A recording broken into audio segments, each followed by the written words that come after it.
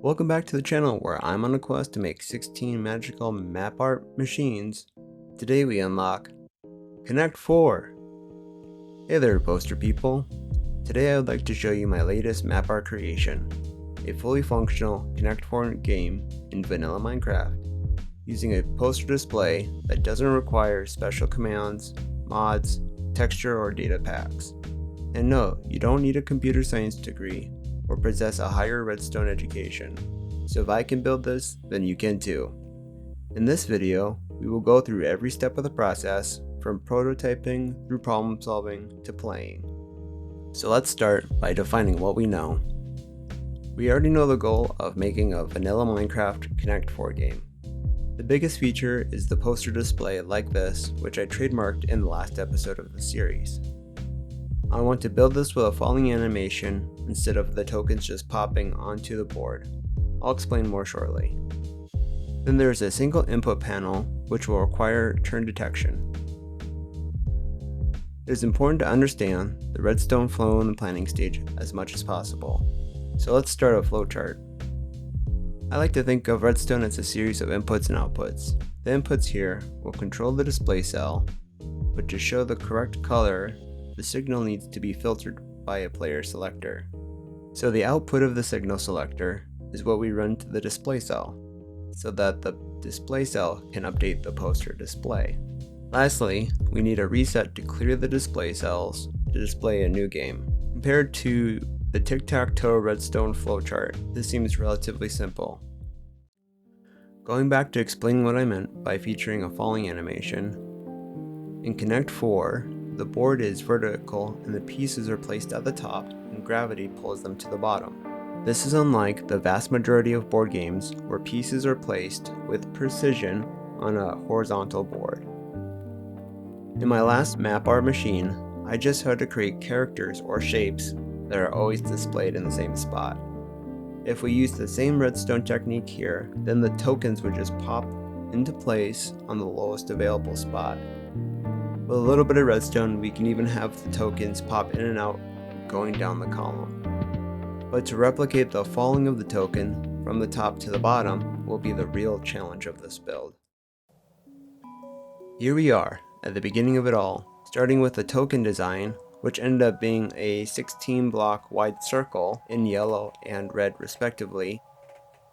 This helped set the board, which is 6x7 spots, so the 16 block wide circles with a 2 block spacing fits perfectly across a 120 block map. With the board laid out, we can copy all the yellow and red tokens into place. The title was inspired by these two gamebox covers. Before we continue, I should explain what we're doing next. To be able to control our red and yellow pixels, we will have to layer the board. To help demonstrate layering, here's the Connect 4 board, and if we split it in half and raise it up, we create a layer, but notice how we also created a line on the map. If we instead split the layers north-south instead of east-west, then we don't get a line. This happens because Minecraft highlights north edges and shades south edges of blocks on maps. Now this block will simulate our yellow token pixels, and this one will simulate our red token pixels. By placing a sticky piston behind here and powering it with an observer, we're able to turn the pixel on and off.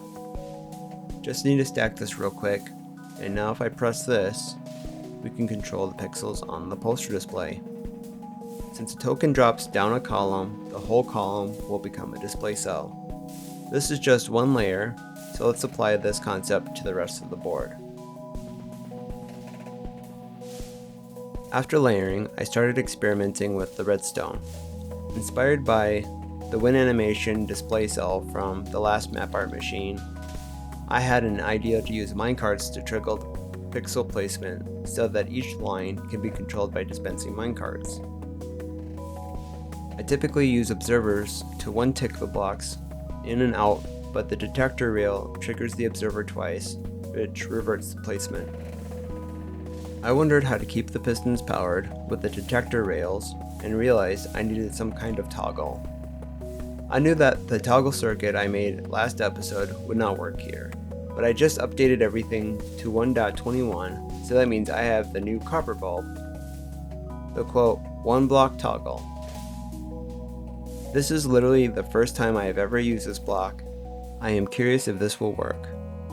Well, we can turn the row on and off, so if we time the minecarts, then theoretically we can make a drop animation. It's best to test this on the biggest row to make sure the minecarts can make it across 16 detector rails. A few different ways were attempted, but the minecart always got stuck at the end of the rail and did not have enough momentum to trigger the next section.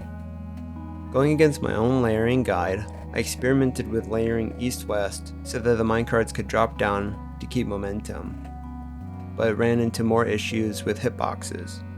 This design doesn't work either because I can only run rails to one color. If I could select which color after the detector rail, then maybe this could work. To keep the build momentum going, let's build a display cell using the same redstone method as last episode. We know this won't be in the final version, but it will keep the redstone juices flowing and help the creative process. Now is a good time to see the effect north and south edges have on a map. The first display cell matches the flat map with no change in color, while south edge display cell is shaded and the north edge display cell is highlighted. With this test cell done, let's give the fall animation another try. I kept throwing ideas at the wall, trying to figure out how to make this minecart go all the way down the line, when I span clicked 2 minecarts on the same rail so they were clipped into each other. This causes them to stick to each other and run the rail without losing momentum. Exactly what we needed. With one problem solved, we can work on the configuration for the dispensers. Both dispensers for the same color are triggered by 1 block, which becomes our input for a line of pixels. These yellow and red inputs are offset, yellow on the left and red on the right, so that they can be controlled independently without the redstone touching. Now we have to build the rest of the cell, starting with the top token slot and copying it all the way down. Next is to take this column and copy it across the map, and to do so we will have to stack the display cells on top of each other to cover up the redstone sticking out. The build limit was reached, but we can easily adapt. We can split the columns 4 on the right and flip the display cell and put 3 on the left, creating a V shape. By the way, these red and yellow blocks that are floating here are there to stop the minecarts and force them to fall straight down. We have taken a major step towards a working falling animation. Now that we can activate the lines on and off, we need to bring these inputs together and time them into the desired animation.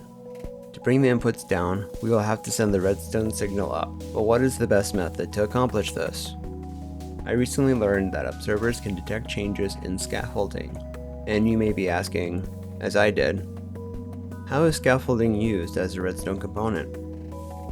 Well, there's a little known mechanic with the scaffolding tag of being supported or unsupported. This is normally important for the game to know when placing scaffolding, but not so much afterwards. To use scaffolding in redstone, you stack them on a trapdoor, then trigger the trapdoor. This will cause the scaffolding to change from supported to unsupported, all the way up to the top, which, as stated, can be detected by observers. Curious with this concept, I experimented a little with the mechanic, but wasn't sure if this was the solution. What we really need to know is what is the best method for sending redstone signals vertically upwards. So here's a test world where I have set up the 4 methods I know to send a redstone signal vertically upwards. First is the classic glass tower, which is straightforward to understand, just redstone dust and a repeater at the end of each section. If you think of this as an experiment, then this will be our control. Then we have a piston and slime block method, which works by pushing a redstone block up to power the next piston, which pushes the next redstone block up, etc. Third is the scaffold method that we were just experimenting with, where the change in support is detected. And last in line is a bubble column, which works by turning on and off a bubble column by pushing a magma block at the bottom. For this test, the signals start at y equals -61 and other various heights, then they all end at y equals 319, so we can see a full range of results. Another new feature of 1.21 that I am using for the first time is the /tick commands. To begin the test, we will use /tick freeze, then flip all the levers to power all 100 towers. Then use the /tick step to count the time it takes for lamps to light up at the top. To run the second half of the test, we will use /tick freeze again, then flip all the levers to off on all 100 towers. Then use /tick step to count the time it takes for the lamps to light up at the top. Here are the results measured in redstone ticks. Remember that 10 redstone ticks equals 1 second in real time. We can see that the glass tower increases by exactly 1 tick every section, just as expected, because of the 1 tick added by the repeater. The slimestone tower results are interesting, with a near instant activation of all heights at the same time, essentially nullifying the vertical distance in a redstone circuit. This is what we're looking for, which is also accomplished with the bubble column, but at a timing of 4 redstone ticks, which is still under half a second. Scaffolding, while still being effective, took an abysmal 20 seconds to reach the highest lamp. Here are the deactivation results. Again, the glass tower has expected results with 1 tick added per section, which is why it is the control in this experiment. The slimestone tower added 2 ticks per section, which is different from the instant activation that it had, which might make this difficult to make timing circuits unless you have a redstone degree, which I do not. Surprisingly, the scaffolding updated faster this time, but still took almost 16 seconds to reach the highest lamp. The bubble column comes out as the clear choice for transferring signals vertically upwards, since its deactivation for all heights is the same, being the only method to have consistent activation and deactivation times.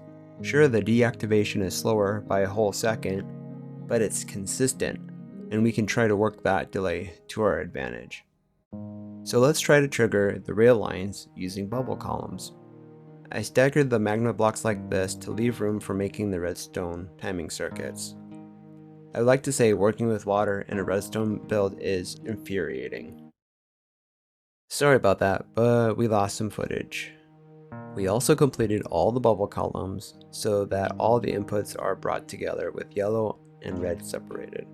Next, we need to figure out a timing circuit. The first prototype came together quickly, but the outputs are all in a line, so we need to adjust our water to fit this timing circuit. I do not know if there is a name for using bubble columns in a row like this in the redstone community, but I am dubbing it a Waterfall Circuit. After putting in the timing circuit, we were getting bad test results on the poster display, but this is because the dispensers were not loaded. We haven't built a Minecart Return system, so we just need to set up an auto crafter to keep this full for the time being. We have all the dispensers connected with hoppers in 3 separate lines. This is the first test with a full system, and wow, to think we started with some minecarts and bubble columns, and we can make something so cool with Minecraft maps. This isn't quite complete, as it's more of a dropping crescent and not a round token. We essentially need to activate the pistons from center outwards and then deactivate from the outer edges towards the center. So let's add a second layer of redstone to keep the center pistons pushed out to give us a rounded top edge.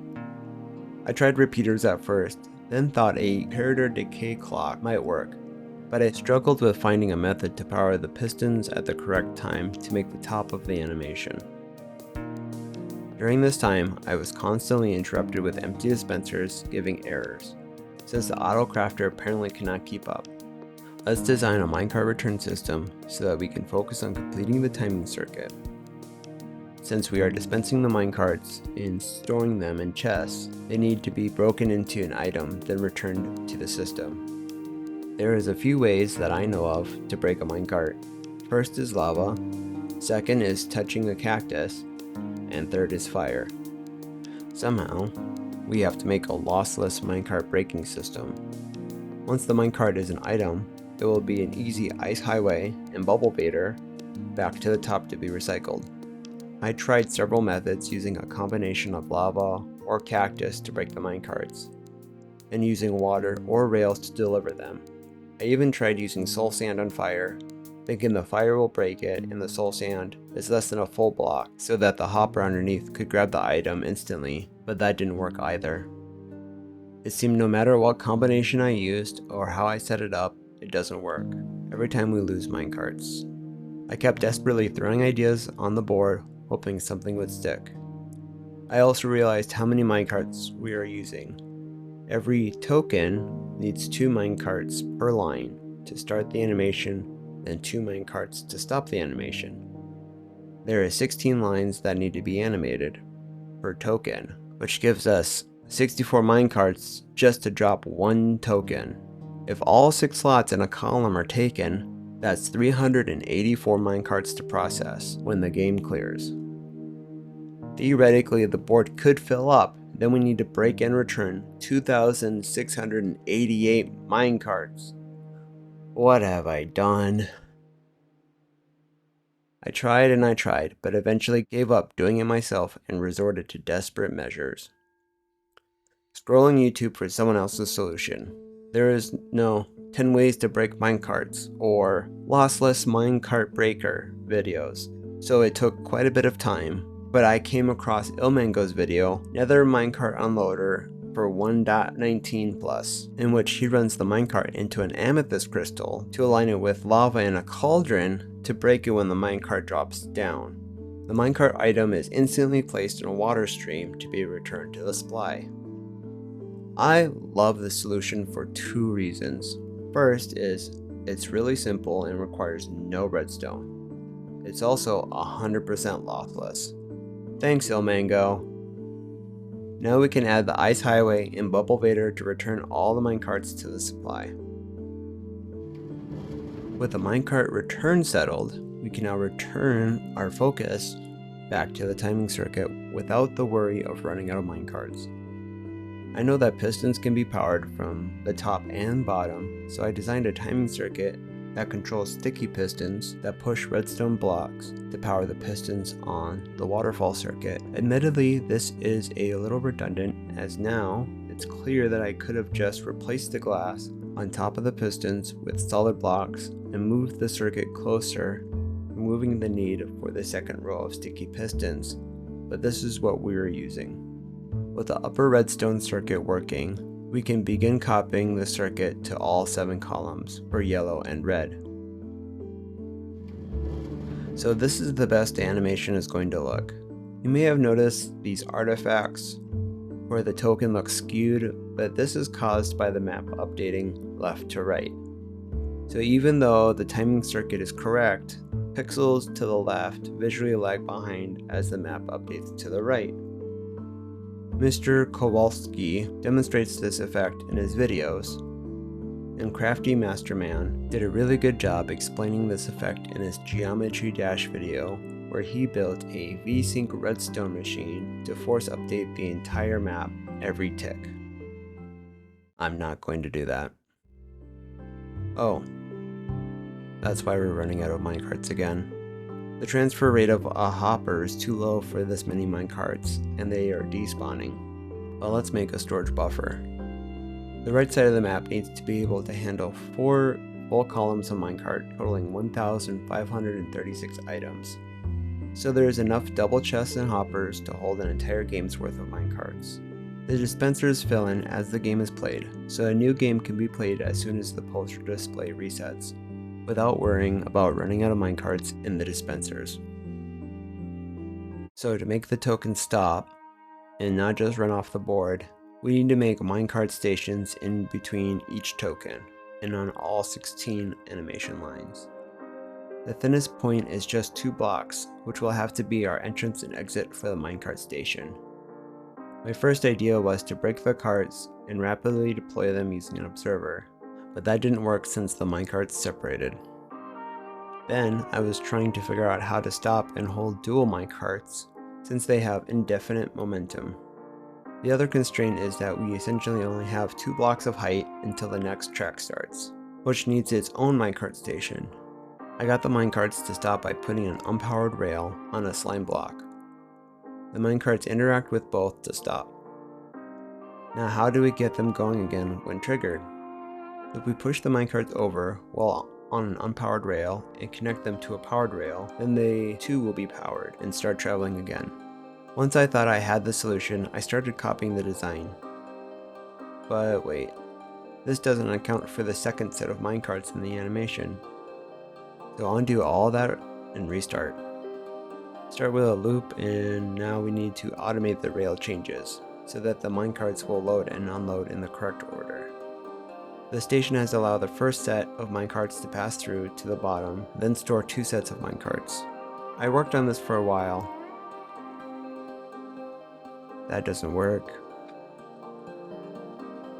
Nope. No. Wrong. Still no. Nope. Try again. Broken. Wrong. And after a few hours, I gave up. After figuring out how to use minecarts to make a token falling animation, not being able to make a working minecart station left me feeling a little defeated. To keep the build momentum going, I switched to experimenting with a concrete powder based display.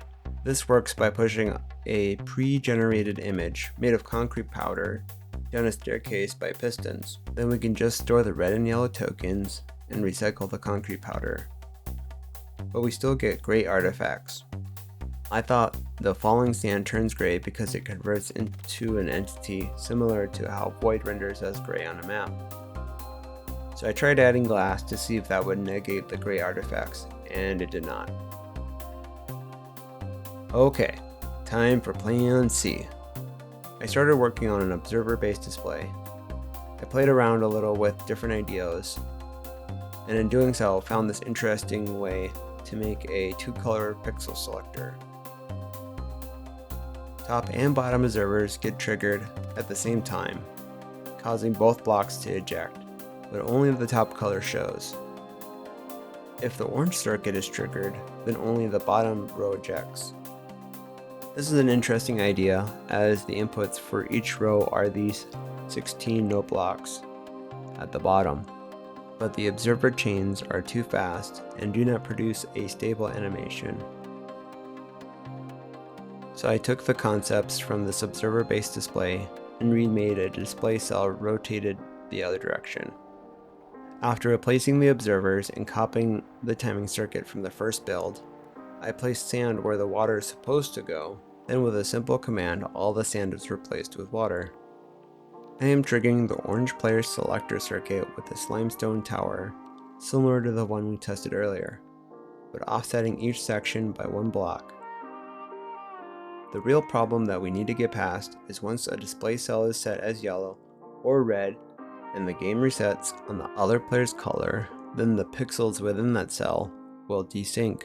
We should be able to interrupt the signal in the space between cells to store that change player state until the game resets. Passing the signal works using an observer and copper bulb. We should be able to hold the state with the copper bulb and then interrupt the player selector signal. With multiple cells, we can set up the timing between them to set an effective drop animation. Minecarts worked well for the original display cell. I wonder if we should use a minecart on the rail to trigger the animations. Wow! That looks really good on the first try. This also means that we can create simple minecart stations to stop the carts and hold the token in place. We went from 64 minecarts and 16 stations per display cell to 1 minecart and 1 station per display cell. So much simpler. If we stop the minecart on top of a slime block, then when the game resets, the slime block retracts and drops the cart. Now if we take a repeater off the same signal and run it back to the previous cell, then we can stop the next minecart. We can then loop the carts to the next section to trigger the next animation to complete the reset drop animation. For now, we are just going to return the minecarts and figure out the player selector and how to reset the cell without errors. We need to figure out the logic for controlling the player turn selector, and I'm going to chain all of the layers for the display cell player selector with an observer chain. This should hold the player state until the game resets, I think. I ran some simulations, experimenting with moving the observer, the copper bulb, or even just a block to interrupt the signal. But then how do we reset the copper bulb at the end of the game? The conclusion is, none of this works. So we're ripping out the orange player selector circuit. If we push the observers closer to the pistons, then the top row will push out both colors, but only red will show, and the bottom row will only push out the yellow. The difference is now we separated red and yellow before the observers instead of after. This will require the installation of a second timing circuit. Let's change these to their own color and extend the observer chains on the top row. Lay some glass and sand down, then you have an instant waterfall circuit. As I am adding the green Minecart Station circuit back in, the green circuit mirrors perfectly. I now foresee how much easier this solution will be. We will have one rail line for each color, with the player selector only having to choose between two dispensers. Whether a minecart stops on the red rail or the yellow rail, it will lock both stations behind it for the next token to drop. After more than 30 hours of building, this project feels like it's finally starting to click together. Now just to figure out how to make the reset drop animation. If we loop the carts back onto the same track, then they will trigger the stop pistons. So we will need a second line that the dropped carts will travel on, triggering the cells they passed before returning to the supply. Here's how the animation looks now. We can finally mark the display cell complete on the Redstone flowchart and work on building the rest of the board. Before copying the display cell 6 times, I realized that removing the orange player selector gave us room to condense the height of each layer by 1 block. Now it is short enough, we can go from one side of the board to the other side instead of making the V shape. Let's connect all the clear signal lines together, then we can add a new player selector. This is the same locking repeater selector I used on my last map art machine, Tic-Tac-Toe. It is used essentially in the same way, with the input on one side and the output directly triggers the display cell. It works perfectly, so we copy it 6 times for the other cells, then connect them together. Then just like that, the player selector section on the Redstone flowchart is complete. Since all the redstone inputs are at the top of the map, let's build the control room here as well. The input panel will be super simple, with just these 7 buttons to represent the 7 drop slots.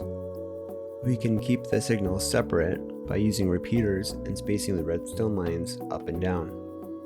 We can move the panel closer and connect the middle button with the redstone for the middle slot. We can also connect it to the player selector circuit. I had to add delay to the player selector, otherwise both colors would get triggered. We are nearly at the end of this project. With a quick connect of the input lines to the input buttons, we got a functional board. Well, more like a dysfunctional, since I forgot the control room is turned around, so I connected them in reverse order. This circuit looked like a tumbleweed made of cotton candy by the time it was done, but it works. So I then added the reset button and player select button. The last thing to do is make every input trigger the player select circuit. Don't forget the delay, otherwise both colors will trigger. With that, the input and reset actions of our Redstone Flow is complete. It is at this point I realized we forgot a player return indicator. So I added 2 lamps above the button panel and made another player selector behind them. But instead of locking repeaters, I have it powering redstone lamps. Again, a lot of delay is needed, so the lamps switch a few seconds after the button press. Let's color these blocks so we know which layer is which lamp. Slap the poster display in the middle, and we are done with the poster display section of our Redstone Flow, marking our entire Redstone Flow complete. Remember when I said this was simple? Compared to the Tic-Tac-Toe Redstone flowchart, this seems relatively simple. While our flowchart is missing a piece and the machine is a little more complex than a series of boxes.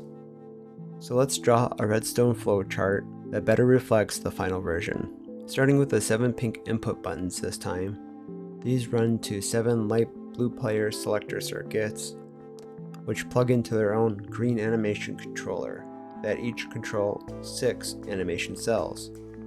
Last, the reset button is connected to the animation controller. Compared to the original, we have a little more detail. Also, we have added and removed circuits. Or did we? The animation cell with the animation controller makes up the display cell. We just didn't know at the time what redstone was necessary to accomplish the goal. But we kept trying until we got the right solution. And the poster display is just this. Now just some minor things to fix, like the title. I really don't want to manually set the height of the layers for the title, so I'm going to try a new method by setting a bunch of temporary blocks using copy commands. Then copying the entire title and converting it into colored concrete powder so that it drops onto the temporary blocks. Then convert it back to wool. The last step is to delete the temporary blocks and move the entire title down by 1 block. That's a recipe for one creepy clown face. Yeah, that doesn't help. Now it looks like a crying clown. He will literally cry colored tears as tokens are dropping. Let's get rid of the creepy clown face. So I first moved a player indicator onto the floor, before trying the corner pillars. After connecting the redstone, I wanted to make this control room a little bit nicer than the last one. So I did some basic decorating. Then I noticed that we still get errors on the display when the board clears. Let's run a quick simulation. Seems like no matter how the pistons are powered at the top, both sets of pistons will fire, which means we should have spaced out the layers when we took out the orange player selector. That means we must fix the display cell and rebuild the board back to the V shape. Lucky for us, all the redstone is figured out, and adding space at this point is just a matter of spreading the layers and filling in the glass on the waterfall circuits. Now we can copy this 3 times and push this to the side to make up the first half of the map. Then we copy the bottom 3 display cells to make up the second half. Oh, the button powers the lamp. That's a problem. Let's bump out the walls, and yeah, that looks even better. With that, Connect 4 is done. So I invited my friend over to play with me. Hey, thanks for dropping in. Would you like to play a game of Connect 4 with me? You can start.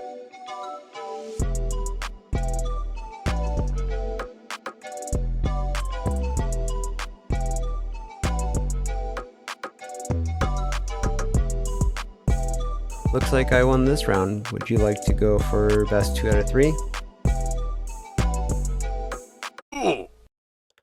Again? They might be a sore loser. We can reset the board for the next game, but we are at the end of the video. One caveat I forgot to mention is for the poster display to update, there needs to be someone standing here, holding a copy of the map. Thanks, Steve. So how did I do on my redstone? Rate me in the comments from 1 to 15 on the power of my redstone skills. Grab the download on Patreon for free, join the Discord to discuss map art with other makers, and for watching until the end, I am giving out a custom 1x1 map art. Leave your suggestion for a custom map art in the description, and in 1 week from the video release date, I will make the most liked comment and share it for free. I am excited to see what suggestions you guys will come up with. Okay, I will see you in the next video where we will see what's in box number 3.